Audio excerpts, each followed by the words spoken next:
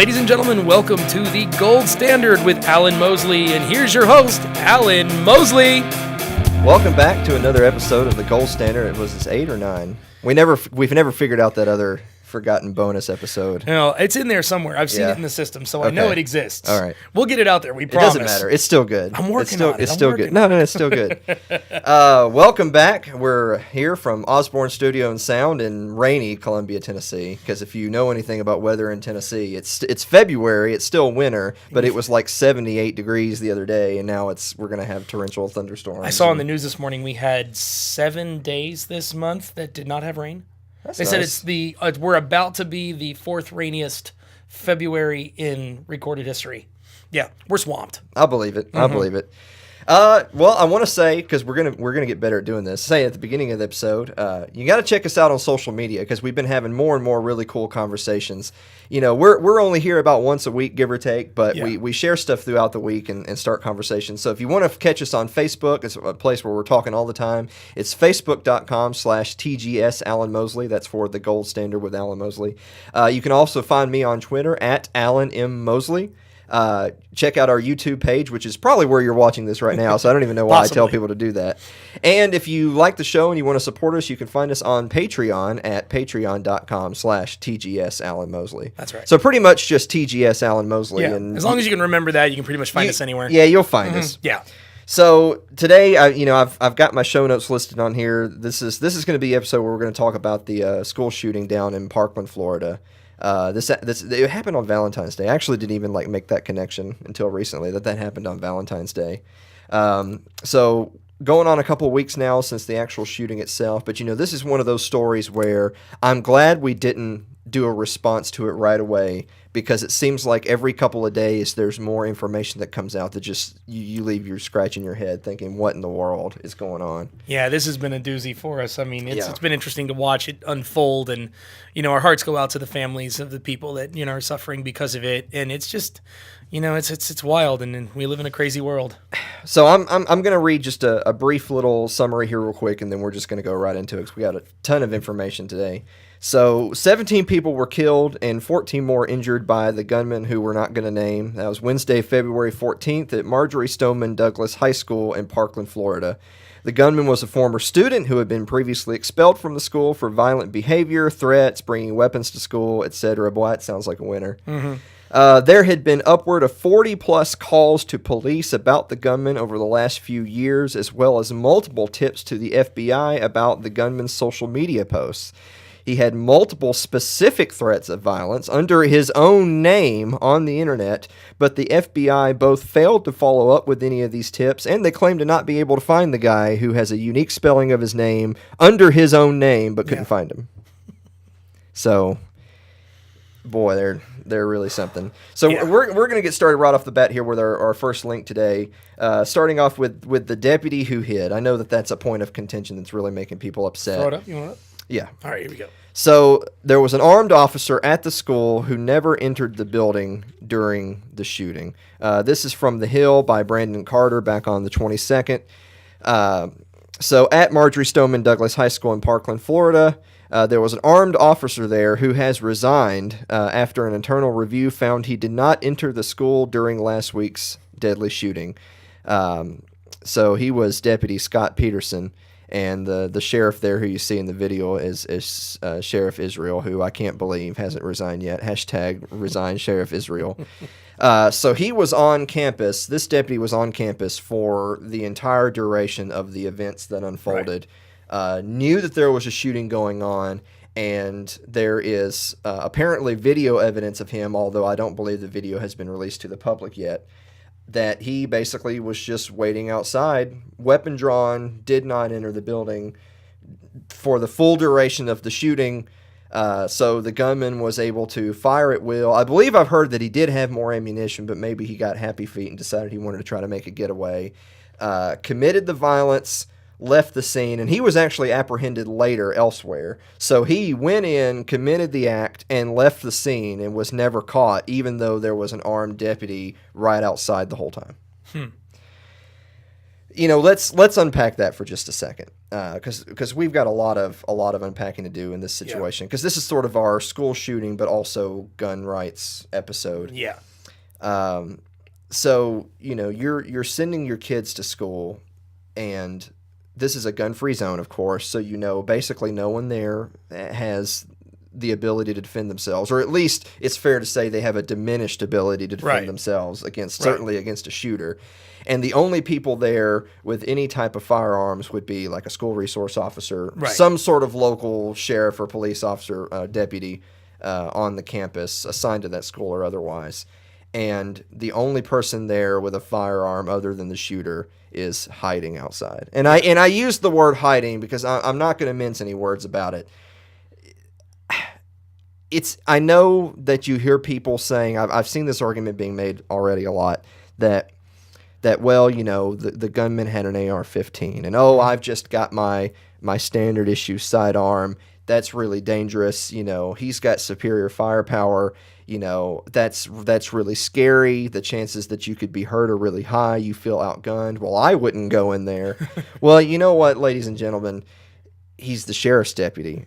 Right. That's his job. That is his job. And I know we had a conversation a little bit earlier later last week that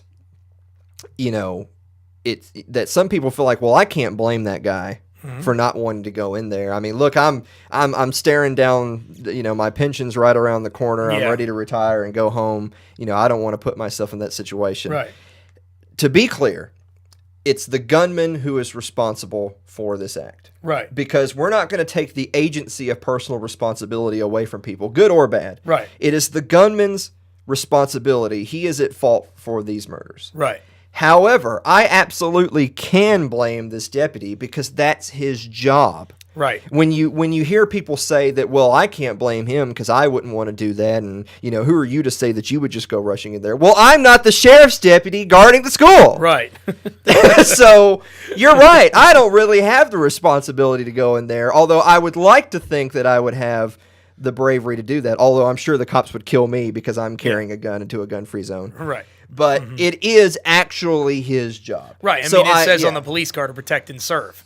Yeah. What part of protecting is that? I mean, that's, Yeah, did you ever see that old joke with the commercial that's been going around by one of the I think it's an insurance company or something, where there's a security guard and he's just a monitor. Oh yeah, it's a security systems. It's something. I was like, oh, there's a robbery going on. Oh, I'm just a monitor. I'm not actually a guard. Yeah. I mean, It's like it doesn't make any sense. You got the guy standing there. You might as well just have a statue. Exactly. Well, you know what? It gets even better. It does? If you're thinking, hold on, if you're thinking to yourself, well, you know what? I'll give you a pass because you're just one guy with your Glock and you don't want to get mowed down by an AR-15 because scary guns are scary. It gets even better. Yeah. Let's go to link number 2. This is from CNN, so don't accuse me of not getting sources from different places. This is from Jake Tapper, CNN. The Coral Springs Police, that's a town next door. Parkland doesn't actually have a police department. They just have the sheriffs. Coral Springs Police respond to the scene. They're upset because they found multiple other Broward County Sheriff's Department deputies there not entering the school.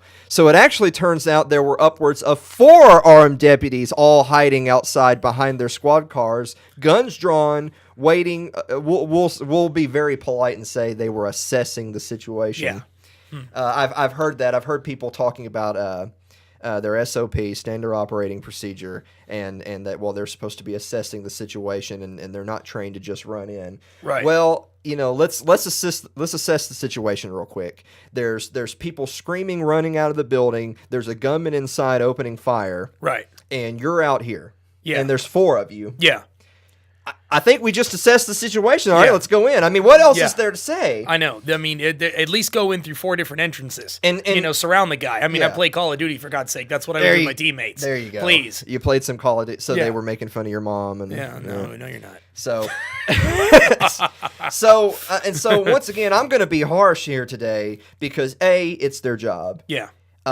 B, I would like to think that 4 trained armed deputies, I don't care if they were armed with slingshots, I'd like to think they would have a little bit better training than the random 19-year-old kid who probably just did play a little Call of Duty and that's about it. So I mean, if these aren't exactly the type of things they're responding to, what do they do? Yeah. I'll take that back. They meet their quota by pulling over people going 5 over. Right, and give lots of tickets. Yeah, exactly. Lots of arrests for marijuana. So Jake Tapper says, so when Coral Springs police officers arrived at that really long name high school in Parkland, Florida, in the midst of the shooting crisis, many officers were surprised to find not only that Broward County Sheriff's Deputy Scott Peterson had not entered the building, but that 3 other sheriff's deputies were also outside the school and had not entered. Coral Springs sources tell CNN. The deputies had their pistols drawn and were behind their vehicles, and not one of them had gone into the school.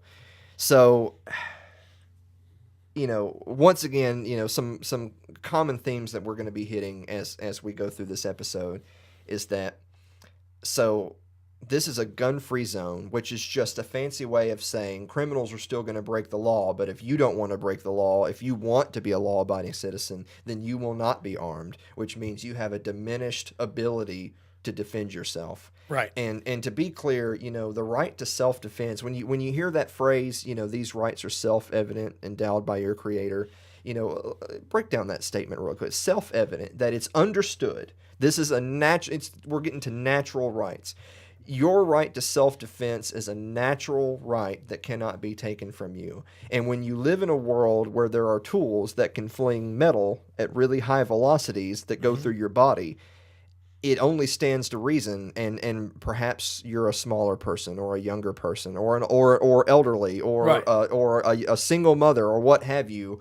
It sure does equalize your ability in the world of combat to have one of these tools at your disposal. Right. So you have this area where, unless you want to face the wrath of the judicial system, you're going to be not armed in this particular magical little zone. Mm-hmm.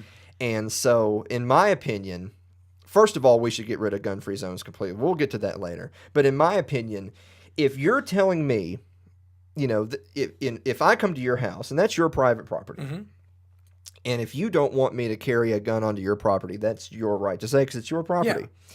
But of course, this is a public school, so that's public property. So it's a different situation. But either way, if you're telling me you don't want me to bring a weapon onto your property, but I agree to come onto your property without a weapon, then either A, if it's in the case of private, then I have the right to just not go there. But of course, with public schools, unless you want Child Protective Services to come take your kids away, you got to send your kids to school. Yeah.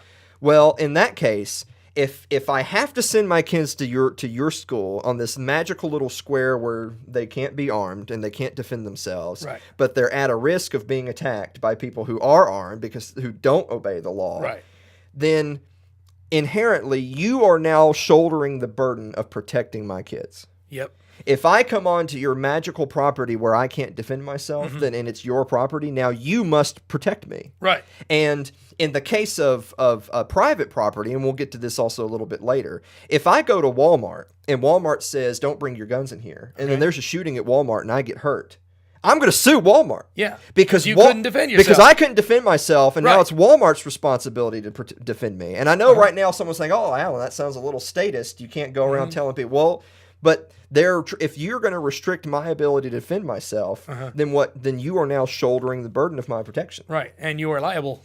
And specifically in the case of a public institution like a public school, if you're going to have laws saying I must go here, and then you're going to have a law saying, but I can't bring a weapon, but criminals may bring weapons there, then you must protect me. Right. And the state who's made all of these laws, who gave us all these ultimatums, who should be protecting us, the agents of that state were all hiding behind their cars outside. I don't really see how this is even a debate anymore when we talk about gun rights. Like, if you believe in natural rights, if you believe in the self-evident right to defense, then this isn't a debate. Right. If you believe that you should have things such as gun regulations and gun-free zones, and that therefore the state must protect you, but you have instances like that where they clearly do not or do a very poor job, I just don't know how we're having this debate anymore. I don't either. I really don't. It doesn't make sense. So to recap up to this point, so there were upwards of 4 deputies outside, not going in to confront the shooter, and to touch on that point really quickly as well. I've heard people saying that, well, of course it's dangerous. Yeah, the gunman had an AR-15, versus your sidearms. But look, guys, talking about I played Call of Duty. Look, I'm not a military vet. And I'm not a policeman, but common sense logic and reading studies is common sense logic and reading studies. When you are under fire, when someone starts shooting at you, I don't care if they have a flintlock musket. If someone is returning fire to you, you now have the significant added stress of defending yourself from that shooter and trying to not die. Yes. As opposed to if no one is returning fire to you, then you have no care in the world. You can just gun down as many free targets as you can find. Exactly. So this gunman was just lollygagging through the hallways.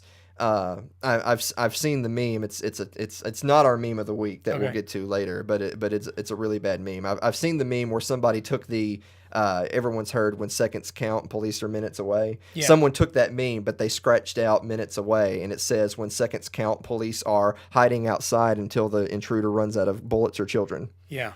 That's a dark statement, but it's true. That's These guys were waiting until the fire was out. Well, what does the fire going out mean? It means they've run out of bullets or children to shoot. Right. So anyway, but we're not done. Okay. But wait, there's more. There's more.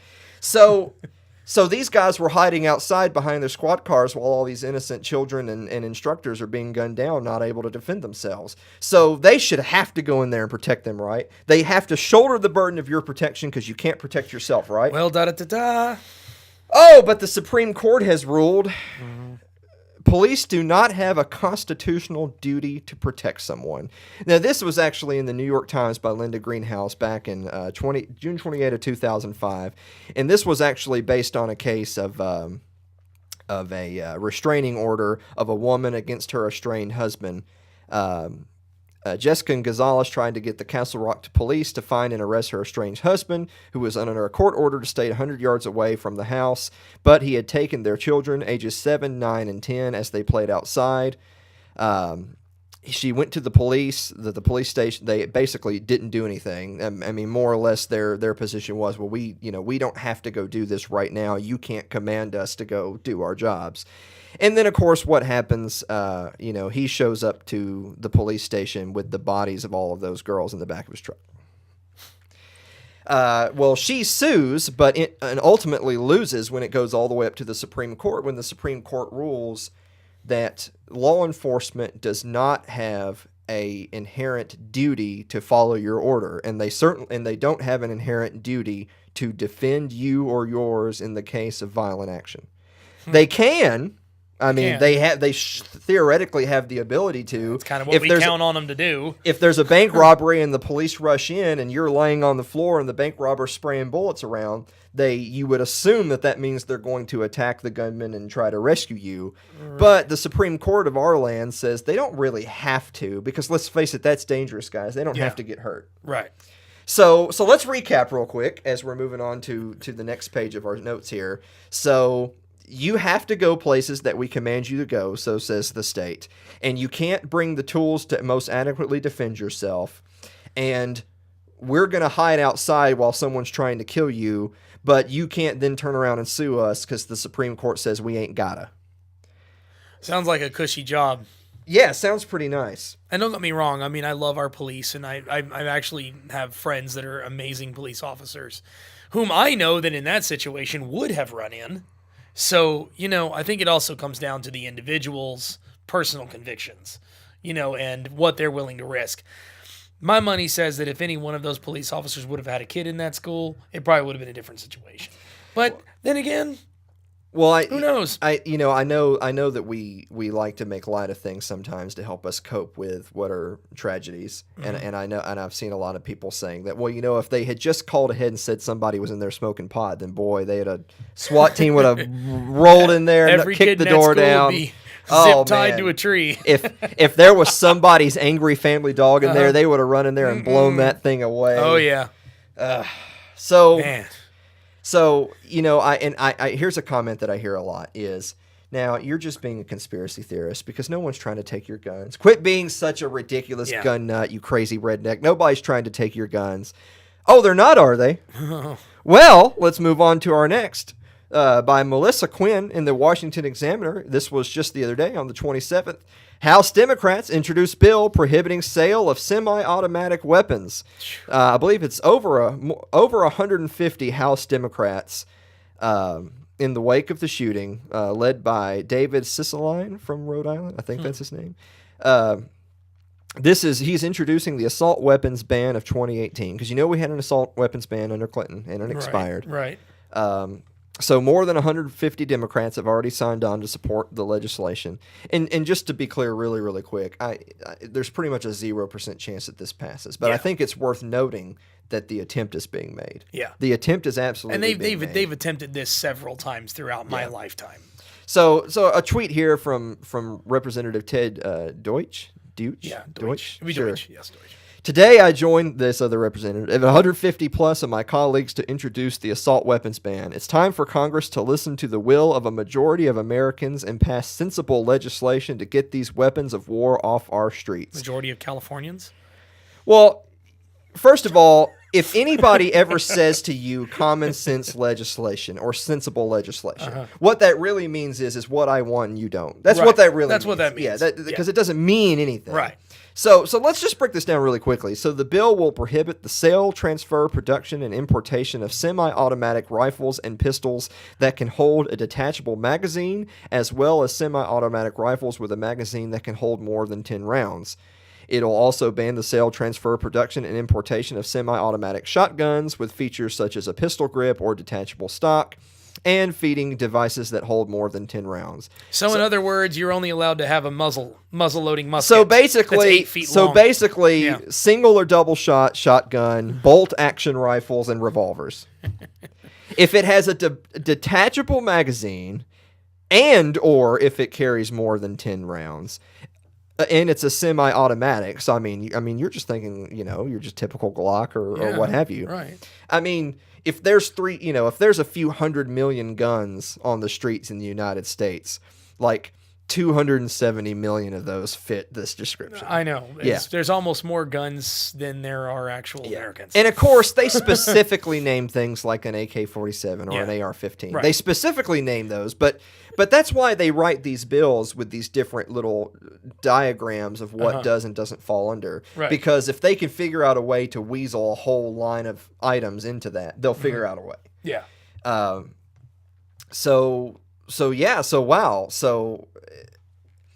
You hear this phrase, well, you're just being a conspiracy theorist. They're not trying to take your guns. Well, that kind of looks like they're trying to take our guns. It does. And, I admit. And once again, we talk about the Constitution a bit on this show, and I know a lot of libertarians do. I tend to stay away from it for two reasons. One, because I'm actually an anarchist, so I really don't want to state, so I don't really care what your pretty piece of paper says anyway. And two, as we discussed earlier, the right to defense is one of the most self-evident natural rights there are. Yeah. And I agree there. And no matter how much technology changes, that principle does not change. Right. And so, therefore, all of these tools to your disposal should absolutely be legal and purchasable by you and yours, to defend yourself as you see fit. I don't know how we get off having 150 plus members of Congress proposing legislation like this, and there's not rallying in the streets to have every single one of them resign. Every single one of them takes an oath to uphold the Constitution. Right. And the Constitution, I would dare say, is fairly clear on this matter, although I'm sure there's lots of constitutional scholars on the left that would like to disagree, but they're just morons, quite frankly. This is perfectly clear. Mm-hmm. First of all, the Constitution does not give you the right to carry a gun. Right. You have that right. Yeah. Your right, an inalienable right. You have the inalienable rights to endowed by your right. Creator.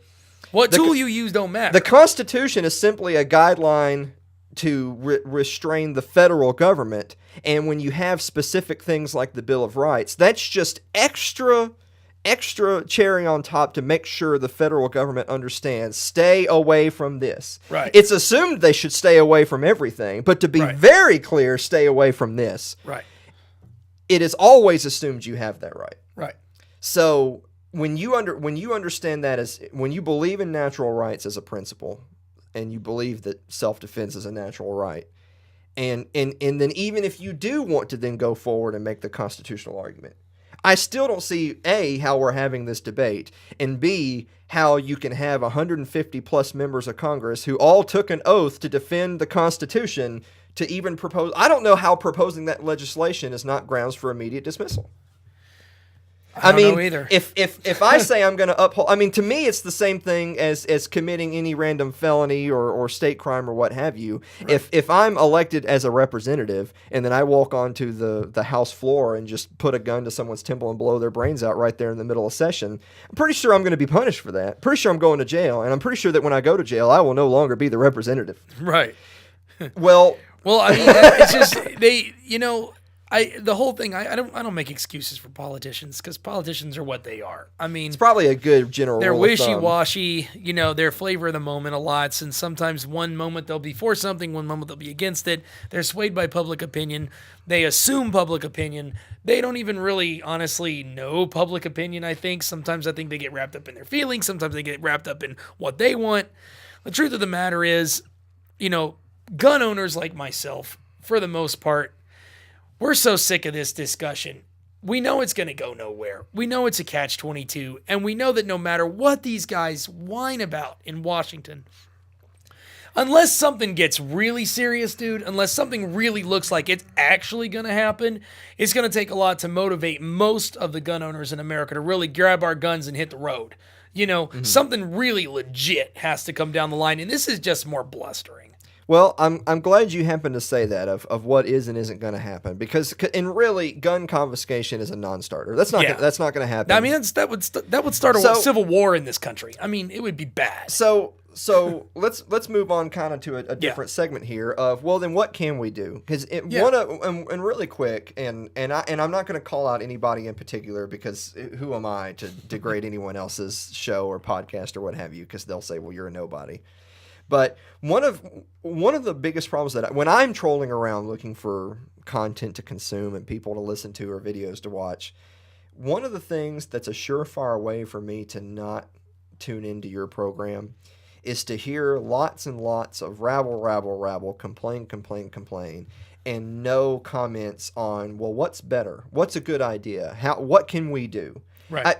Even if the situation is really grim and you feel like you as an individual can do little to nothing, I feel like there at least has to be a conversation of, well, how would things look if they weren't this way? Right. If all you do is complain and then roll credits, I already know there's things wrong with the world. I don't need to go over that. So what can we do? Yes. Well, let's start off talking about gun-free zones. So this is from CNS News. By Melanie Arner, February 26th, and it's talking about Representative Thomas Massie from Kentucky, and we love Thomas Massie. He's one of the guys you can literally count on your fingers that actually, when they takes that oath to uphold the Constitution, like he actually thinks, hey, I should do that. Yeah. So Representative Thomas Massie, he was on Meet the Press recently, and he was talking about gun-free zones, and he's actually proposed some legislation, the Safe Students Act, that actually has the support of Evan Todd, who's also a representative, who's one of the Columbine survivors. Wow. Yeah. So he survived Columbine, has done well for himself, has gotten into representing his constituency, and he supports this bill 100%. He's trying to repeal the Gun-Free School Zone Act of 1990, which of course makes it illegal for people to bring gun on school grounds. Massey said the solution to school shootings is putting more than one armed guard at school or allowing teachers to be armed, adding that 98% of mass public shootings happen in a gun-free zone. Right. Boy, you don't see a lot of mass shootings at gun shows. No. It's almost like there's a weird coincidence there. Yeah. And he says, we've labeled all of our schools as gun-free zones. We need to take those labels off and put our kids in that 2% category of being safe instead of being in that 98% vulnerable category. Right. Now, he does oppose stricter background checks and raising the minimum age to buy assault weapons, calling them a false sense of security. Massey says, well, we should pass my law to repeal the Gun-Free Zone Act. I call it the Safe Students Act. But look, those are false senses of security. Like Evan Todd from Columbine, he's disgusted at these proposals because they wouldn't do anything. And in 10 years, we're still going to have school shootings unless you propose real legislation, and President Trump has supported this as well, that would allow teachers to be armed. Now, and I want to stop there really quick. When people complain, I've heard a lot of people on the left saying, well, it's ridiculous. You want to arm teachers? You want to take all these random teachers who've never used a gun a day in their life, and then you want to spend a whole bunch of taxpayer money to arm them? No, I'm not saying arm teachers. No. I'm saying allow teachers to use their right of self-defense by bringing their own weapons. I mean, it's like there are so many teachers I had growing up who I knew packed heat. There was no doubt. I mean, guys who you just knew that. I mean, they had guns in their cars, and it's just they weren't going to go run and do anything bad with it. I mean, that's just, hey, I've got one on my person at all times, and I'm not afraid to admit that. Yeah. And I mean, it's your right as an American to actually have something on your person to protect you from somebody robbing or killing you or your family. Yeah. Why do you want to not have that? I don't understand.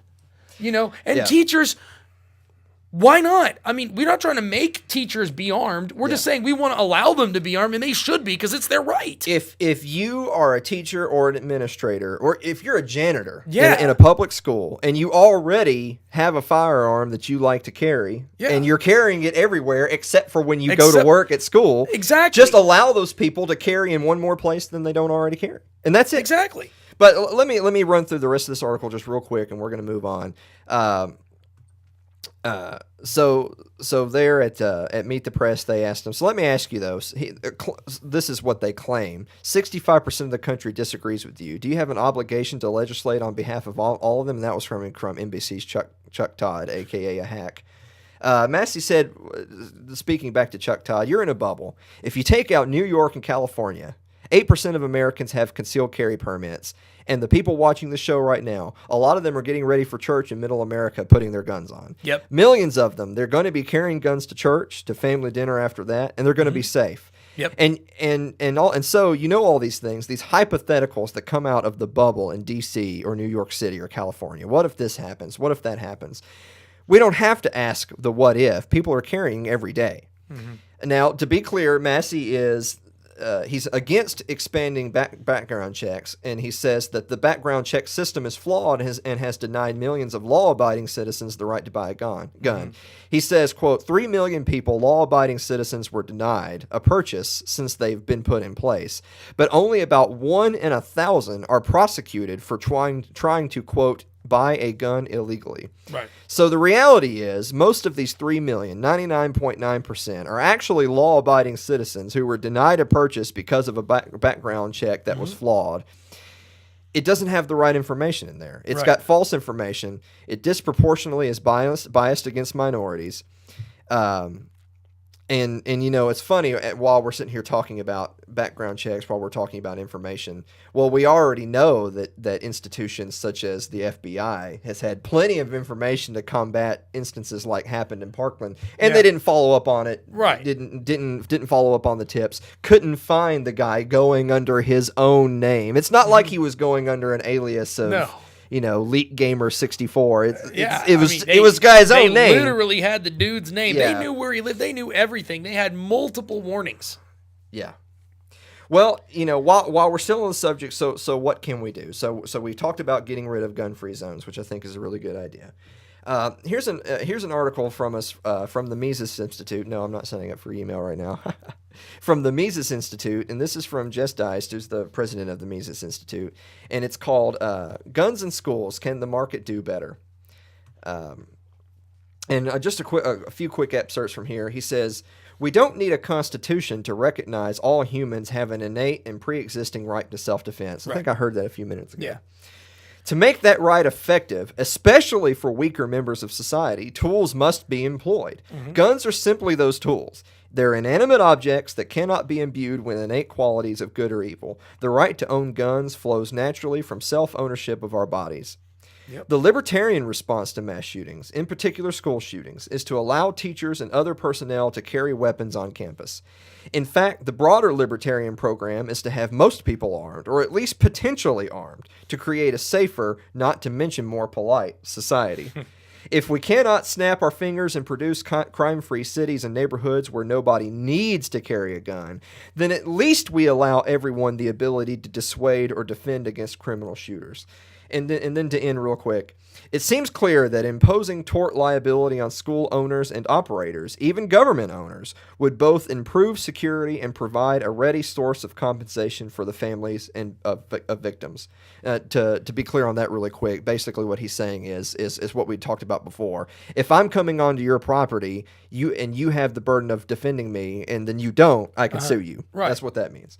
Private security agencies, which have a market reputation to develop or protect, almost certainly would provide more efficient service than government police, kind of like the ones hiding outside the school. Yeah. For a simple reason that more crime punishes their bottom line, which it often creates calls for increased police budget. Right. So for them, more crime that they can't combat makes them look like a inefficient private security company that go out of business. Whereas in the governmental system, if there's more crime, the police will just want more money, more budgets, more cops on the street, more.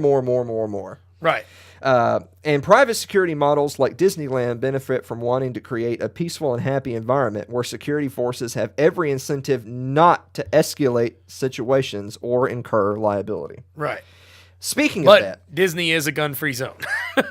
but they have private security out the wazoo, right, and they shoulder the responsibility of protecting you. Right. And if people were getting shot down in Disneyland every week, no one would go there. Exactly. It would not be good for Disney. Wow, it's almost like the state doesn't do a good job. But we just mentioned really quick, we're talking about private security at a place like Disney versus a public school. Right. Well, wouldn't you know? We have an article here, another one from the Mises Institute, and this comes to us from Ryan McMakin, who does work for the Mises Institute, and he has security works at Disney, but it can't work at a public school. And you know what's fun about that is that you've got these people, you have these anti-gun legislators and anti-gun movements and lobbyists who they in my opinion, their main goal is to get guns out of the hands of Americans. Their goal, to be clear, their goal is not to make people safer, in my opinion. Okay. Their goal is not to make people safer. Their goal is not to reduce violence. Their goal is to limit guns. Right. That is such a disgusting point of view, in my opinion. Yeah. It really is, because in my opinion, if you wanted to, if you genuinely thought that having less guns in the hands of innocent Americans was magically going to reduce violence, then I would say, well, you're an idiot and you're wrong. But at least I understand you're trying to help. Yeah. But there's a lot of people out there that genuinely have the attitude of, well, we're not going to support Representative Massey and his gun-free zone repeal. Right. You know, we're not going to support this initiative of allowing teachers to be armed in schools.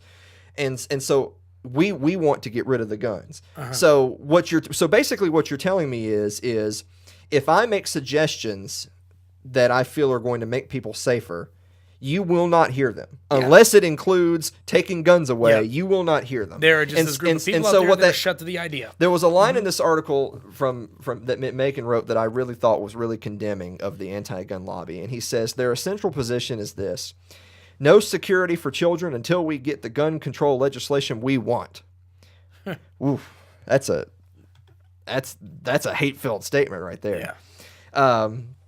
And you know, really quick, from the National Sheriff's Association, hopefully not Broward County, from the National Sheriff's Association, the average school shooting lasts 12 and a half minutes. And the average police response time is 18 minutes. If the average police response time is 18 minutes, a lot longer than 18 if it's the Broward County Sheriff's Department. But if the average response time is 18 minutes and it takes 12 and a half minutes from the time they open fire to be done, I'm not sure what done means, but to be done with their school shooting, that tells you that you cannot rely on the state to protect you. Right. You must be able to defend yourself. So right then and there when it happens. Right then and there when it happens. And so you look at theme parks, like Disney, for example. They implemented metal detectors in 2015.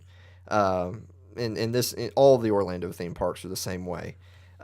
You look at security at places like the state legislature. You got to go through the metal detector. There's armed security at like every door. Oh yeah. And and once again, of course, we want a private solution. We don't want a public solution because, once again, I don't trust the state to protect me. But even then, even so, they have, even though it's state protection, they have armed guards at every doorway and metal detectors. Yeah. Now, I've heard people making the claim of, we don't want our schools to be like little mini fortresses. Well, you're forcing the kids to go into a little indoctrination camp. So I kind of feel like they already are. But that's another subject for another day. But the point being is that how can you be so against there being more armed personnel at the facility? How can you have that position and honestly look yourself in the mirror and say, "Oh, but I'm just trying to protect the kids"? I just don't get it. Like I said, it's hard for me to really pinpoint where this debate is because I feel like there's the overwhelmingly obvious logical stance, which is you believe in self-defense. That's an inalienable right. That's a natural right.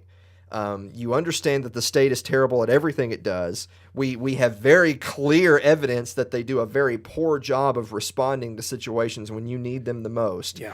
But then they also are trying to force you to not have the tools that you need to defend yourself and tell you when and where you can have them. Like I said, tell me where the debate is. Tell me where the debate is on this topic. The debate is clear. It's between people who think that if there are no guns, then it's safe. But they don't understand.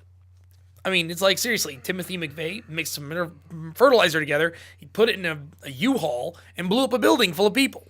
If somebody wants to hurt you, they're going to hurt you. Well, I'm glad you brought that up, and we're going to get to a couple of infographics here real quick. But just touching really briefly on what you just said is that the existence of guns does not beget evil. Right. Evil exists. Is evil. Evil exists in this world. Yeah. And we want to fight it, and we want to limit it as much as we can. But evil exists in this world. Right. And if a crazy person wants to commit an evil act, he almost assuredly will. Right. And I know that there are those that say, well, that's why we want to limit access to firearms so that we limit the body count. Well, as you were just pointing out with Timothy McVeigh, a bomb can get you a pretty darn big body count. Pretty fast. So once again, we as a society, if we can't eliminate evil exists and we can't eliminate it. That's just something we all have to sort of agree on. Right. That evil exists in this world. If I can't eliminate evil and people will commit evil acts, then instead of trying to limit tools to everyone, including the 99.9% of innocent people, right, I would rather those tools be available to them so that when they see the shooter walking into the school, when they see the Timothy McVeigh driving up, I would rather them having a snowball's chance of taking out that guy themselves than to call 911 and wait for 18 minutes. Well, it was like I was saying earlier. If we all just had a gun on our hips, if everybody had a gun, all of us had it was a fashion accessory. Girls had pink ones with rhinestones and their name on it. Hey, you know what? If somebody tried to start some stuff, you got a whole building full of people with guns. I think we'd have a little bit more respect for each other, wouldn't you? But don't assume their gender, though. Okay. Hey, look, I'm an American, all right? I'm an old-fashioned kind of a guy. I'm not going to have a pink holster. So, got another graphic here. Got another graphic here, real quick, that I wanted to show. This was kind of making the rounds the last week or so that I wanted to pull up today. Mm-hmm. So there are those out there that make the argument that, well, if there's more guns around, then more people die. So that's why we got to get rid of guns. Well, this is a graphic of international homicide rates per 100,000 and the per capita gun ownership percentage. Well, the orange is the per capita gun ownership. Well, you know who that giant line is all the way rocketing to the top. Mm. That's the United States, because I don't know if you've noticed, we like our guns, and a lot of people own them. So the United States has a ton of guns. But if you'll also notice, no one ever claimed that we were at the bottom of international homicide rates. We're not. Yeah. But it's not an outrageously high number.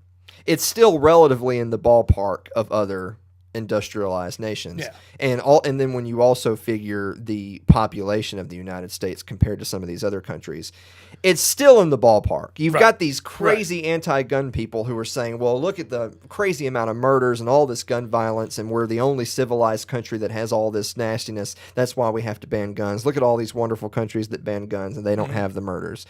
Well, let's start over here from the right.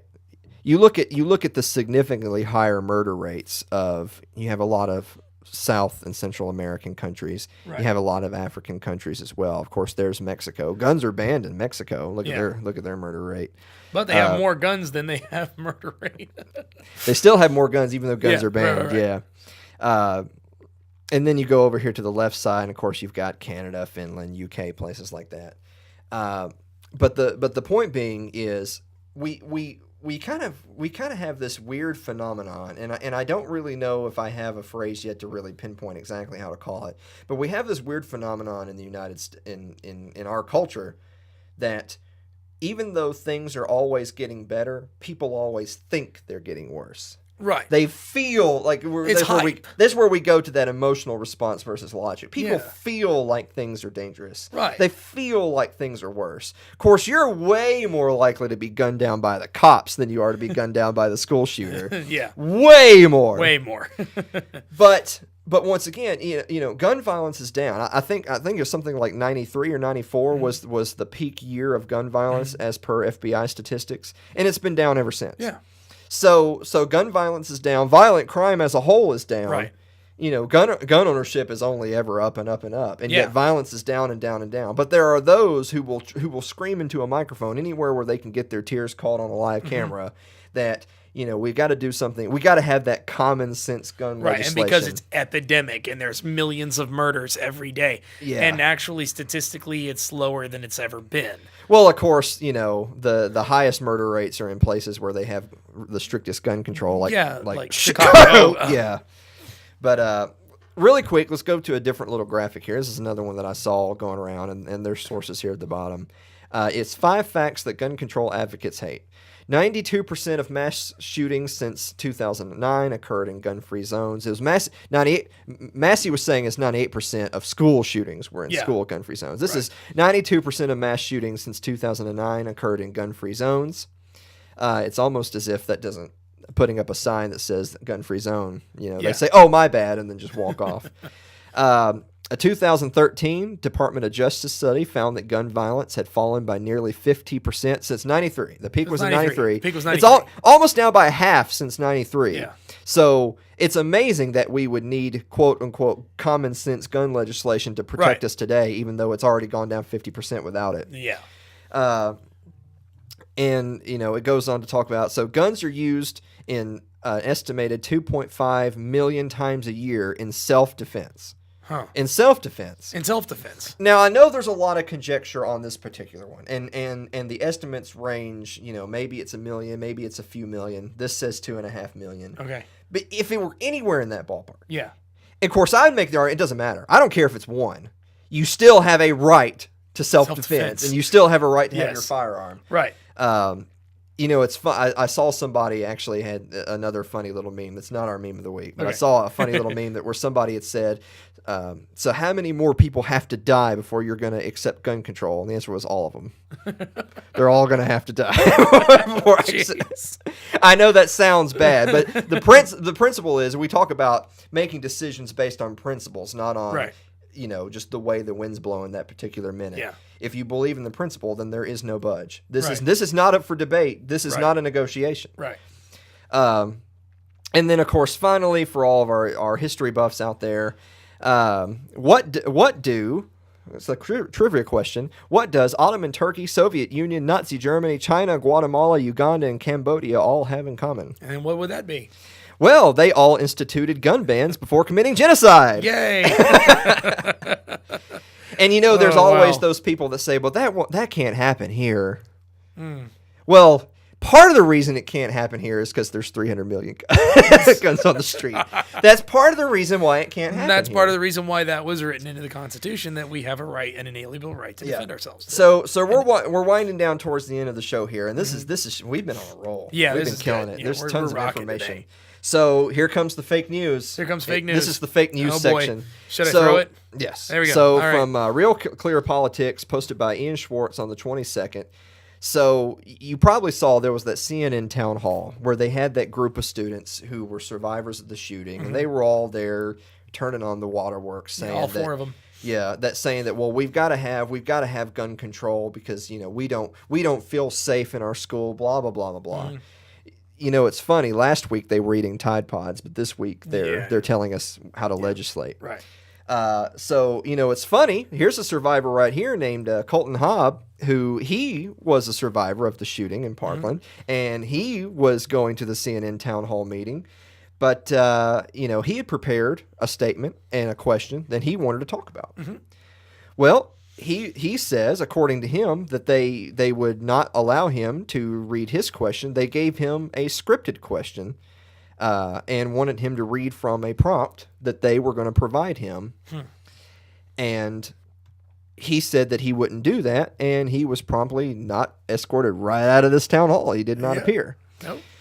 Now, I know CNN has released a statement since then saying that, basically calling him a liar, saying that that is not the case. I'll leave it up for you to decide if CNN is really trustworthy or not at this point. Being honest at that point, yeah.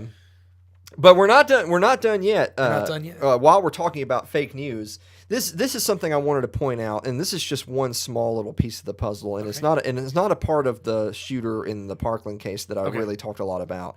But it's just something I want to point out because it's a misinformation epidemic, as I like to call it in our country. These are two different tweets. One was on the 15th, and I actually cut off the date here, but it was a little bit later on, from the Associated Press. It says, breaking. Leader of white nationalist group confirms suspect of Florida school shooting was member of his organization. Now, that was tweeted out 41,000 times by other users. Wow. So, a very well propagated story that this shooter has ties to a white nationalist group. Sure. Well, it turns out that wasn't true. Yep. Turns out you want to talk about names that we're not going to read. We're also not going to name this bozo's name. So this guy who's a leader of a white nationalist group down in Florida, it turns out that he was just looking for some cheap publicity. Oh, yeah. And the shooter had nothing to do with him or his organization. Right. And so the AP, being the upstanding journalists that they are, they decide to tweet out a second tweet saying, "Oh, our bad. That turns out that's not the case." Yep. That was shared 293 times. 293 times. So the fake news was shared over 41,000 times. 41,000. 293. 293. I just wanted to point that out just because that's just one small piece of the pie that is this whole conversation. But I just wanted to point that out because it's you want to talk about epidemics and things that we need to take care of and need to do. We have a misinformation epidemic. Right now, more than ever. And the reason for that is because you hear about confirmation bias. You hear about, and we're all susceptible to it. And you and I and everybody, we're all susceptible to it. But as logical thinking people, we have to rise above it. We have to get our news from a variety of sources. We have to be able to determine what is and isn't and develop our own opinions and not be told what to think. Right. But people tend to fall into confirmation bias. And because of that, people will go out searching for news and sources that just reaffirm what they already believe. Right. And of course, in this case, there was a ton of people that they were looking for a way to tie this to racism. They were looking for a way to tie this to identity politics. It's gotta be there. If we can figure out, if we can figure out a way to play the racist card and the identity politics game, we're going to do it. And so the AP tweets out something saying, "Ooh, we can tie race to this." Boom, 41,000 shares. Not AP, the other one, Yeah. Yeah, AP was a rebuttal. Yeah. No, AP was both. Oh, it was? Yeah, it was both. Yeah, the AP was both. Those were both tweets from the Associated Press. But it just goes to show you how gung-ho people are to share information that coincides with their beliefs and are what's the word I'm looking for here? A little bit less gung-ho about verifying those claims. Yeah. but they're more than happy to share the information. Oh, sure. As long as it supports their opinion. And really the point of showing those 2 tweets and the disparity between the retweets is that the damage is done. Yeah. When incorrect when alternative facts, who was it, Spencer, that said that? Yeah. Alternative facts. When alternative facts start to get propagated and it's being shared to millions and millions of people, the damage is done at this point. Mm-hmm. I mean, we've all seen the instances of, front page news, here's a story, and then when they have to run a retraction, it's like on page 13D in the bottom corner. Oh, by the way, our headline from 2 weeks ago was wrong. Yeah, we're really sorry. And they whisper really, really close. So, I it's not that I have a particular answer for that. Uh-huh. It's just more that we should all feel personal responsibility for everything. Right. I want everyone to have the agency of personal responsibility. And when we talk about the right to self-defense, that's your personal responsibility. Yeah. But it's also your personal responsibility of integrity, and definitely on the part of journalism, right. Yeah. journalist integrity to try to get things right. And we do that on this show as well. I'm not a professional journalist. I'm absolutely not. But I still, because I want to have integrity, and I want people to trust what I have to say because I have a reputation of my own. I want to try to get things as right as we possibly can, as much as we possibly can. And I certainly don't want to be a vehicle by which fake news gets spouted and then us either never address it or 3 weeks ago, like in the last 30 seconds of the video, and we say, oh, and forget about last week. I never want to be that. Right. And I'm not I don't work for the AP, but I still don't want to do that. Right. You don't ever want to have to retract something. I know. Yeah, I really don't. Yeah. I just want to double down on everything until I hit my grave. Yes, absolutely. Good luck with that. So, boy, we ran through a lot of information. Yeah, that was a lot of good information episode. Today. Yeah. Well, if there's one piece of solace we can find in an otherwise really serious and tragic day, it's the meme of the week. Meme of the week. It's the meme of the week. Meme of the week. Here we go. And talking, yes, and talking about your magical constitution. Here's a napkin right here. This is the condensed. People have their pocket constitution. Yes. This is the condensed version of the Constitution. I have authority over you because it says so right here on this napkin. Now give me your money. That's the condensed version right there. Well, hey, if they would have just wrote it like that to begin with, it'd have been a whole lot easier. You know what I mean? Well, it's funny you say that jokingly, but I can respect somebody that just tells you to your face, I control you. I'm your ruler. You do what I say. Yeah, I mean, but to pretend that they're serving the public as they steal your money and do illegal things. Just got to patronize you all day long. I respect the tyrant for just saying I'm a tyrant. Yeah, I'm a tyrant. Yeah, let's just level the playing field. I'm the bad guy. Give me the money. Look at that. Yay, good job, man. We did it in under an hour. We did 56 minutes. We did a big episode with a bunch of links in under an hour. Awesome. So now tell them where they can find us again. Again, if you want to join us on Facebook, it's facebook.com/TGS Alan Mosley. Yes, sir. If you like what you're hearing here and you want to support the show, you can support us on Patreon, which is patreon.com/TGS Alan Mosley. Mm-hmm. You can find our episodes on YouTube, of course. We're actually in the process of building our site right now. So hopefully by next week we'll be advertising the website. And I'm not going to say the URL because you know how that goes. It's not ready, and then they'll go there and it's not there, and they say like 90% of people go to a site. You remember in the old days when you were building a website and it said under construction? It's got to have the little construction cones. I'd actually rather do that. I'm just going to run that for a year. That was awesome. It needs to have a whole bunch of flashing American flags. Yeah, stupid. Yeah. That's what we need. Just go live when you're ready, man. And if you want to follow me on Twitter, I'm getting more and more active on Twitter. Boy, Twitter. Mm-hmm. The Twitter wars. I'm actually not a Twitter warrior. I just share stuff. A twit? A twit. I'm not a twit. But you can follow me on Twitter at Alan M. Mosley. Alan M. Mosley. Right.